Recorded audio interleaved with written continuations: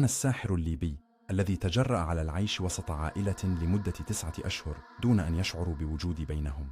لقد بدأت الحكاية حينما استدعتني عائلة محترمة ذات سمعة طيبة كي أساعدهم في علاج ابنتهم التي أصابتها لعنة السحر.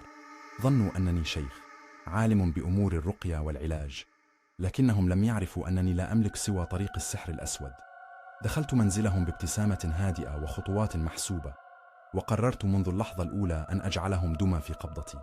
في تلك الفترة كانت هناك حملات مطاردة للسحرة، وكنت أخشى أن أكشف، فخاطرت بكل شيء. أول خطوة لي كانت عقد طاعة لا فكاك منها. كتبت طلاسم محبة وعقد لسان وحجب وطاعة، وكتبتها على بابهم الخلفي بالقطران والنجاسة، وطرقت المسامير في كافة زوايا المنزل. كل هذا جعل ألسنتهم معقودة، أرواحهم معبأة بظلام طاعتي، وأصبحت أنا سيدهم. لا يرون، لا يسمعون، لا يتكلمون. عشت بينهم كالشبح أمارس أعمالي دون أن يعرف أحد مكاني، ولا تعلم العائلة حقيقة وجودي في منزلهم. كنت أصنع السحر وأجدده يوميا لأجعلهم تحت سيطرتي الكاملة. أنظر إليهم في الصباح وهم لا يعلمون، مأسورون بسحر لا يرونه ولا يفقهون كيف يغزو عقولهم ويطويهم في غياهب الغفلة. لم يكن أحد يجرؤ على الشك، حتى أن الجيران قالوا بأنهم لم يروني أبدا.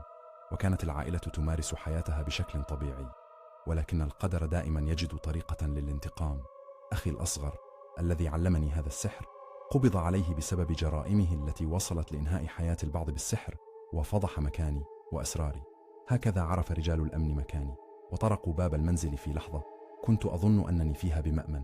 عندما فتح أحدهم الباب لرجال الأمن وأخبروهم باسمي، أجابهم بأنه ليس لديهم ولد بهذا الاسم. تعالت الأصوات وتشاجر مع رجال الأمن، وظن أنهم يريدون الاعتداء على منزلهم. عندما دخلوا كنت أتمتم تعاويذي، وأشعلت بخوري مستعدا أن أقبض أرواحهم كما قبضت أرواح هذه العائلة.